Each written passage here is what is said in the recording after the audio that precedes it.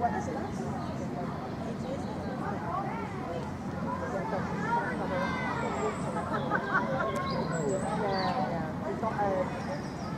eye.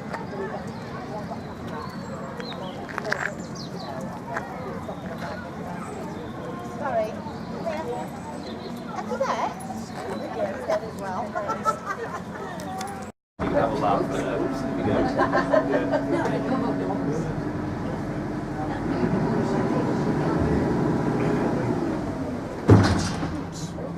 Bouncy, bouncy.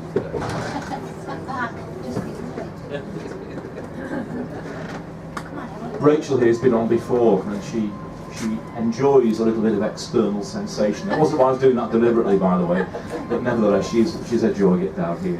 Anyway, yeah, they need to get the business back off the canal, and they found themselves at a distinct advantage, and that was the travelling time basically between the River Weaver here, the River Weaver navigation, and Liverpool. 20 miles as the crow flies away from us.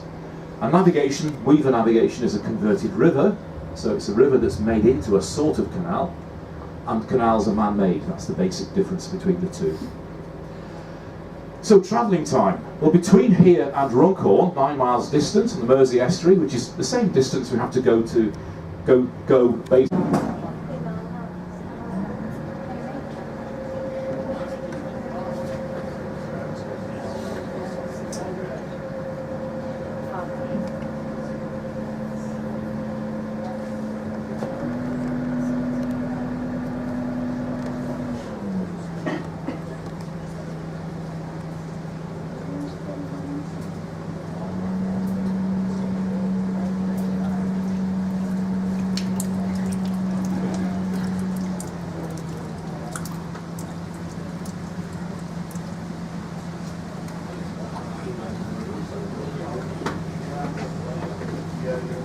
Very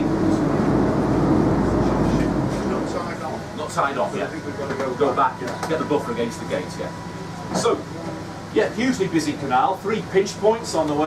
If they could find somewhere where the river and the canal were at the closest, they could transfer the goods then from the narrowboats on the canal down to the waiting barges on the river. They chose Anderton. The river and the canal were very close together, but not so. Ahead of us.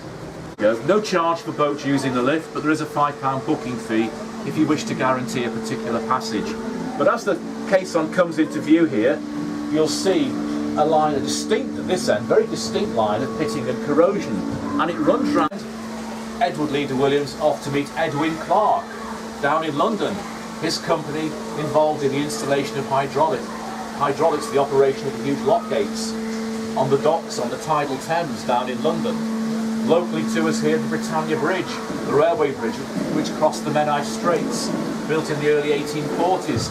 Edwin Clark helping to build and came up with the design. Double caisson, steam-assisted, water hydraulic and counterbalance. It took 2 years to build and opened in 1875. The method of operation was quite clever. Down here at river level, a steam engine raised water pressure stored in a huge iron tank on this side. We don't need it. We'll demolish it. We lost an awful lot of our industrial archaeology, our architecture in the 60s due to that attitude. This could have ended up on a scrap heap. But thankfully in 1976, English Heritage had listed it. It became a scheduled monument. It placed an obligation on British Waterways to at least maintain it. And they did. Not a lot, but did enough. Caissons and weights lowered, cabling removed. 1987, all the winding gear on the top there was taken off. And in the meantime, the Trent Mersey Canal Society are busy raising public awareness about the plight of the lift. They wanted it restoring. It was too important to lose. A petition of some 15,000 signatures went up to Downing Street above NMP Neil Hamilton and was presented to Mrs Thatcher, who takes a keen interest. I said what every Prime Minister would say, you have my full support, but there's no money available. That's the situation. So those in the highest levels of English Heritage and British Waterways got on with all the necessary surveys and assessments and came up with the final plans. And the cost, £7.3 million. The volunteer groups set off and raised the money, £4 million from corporate and private.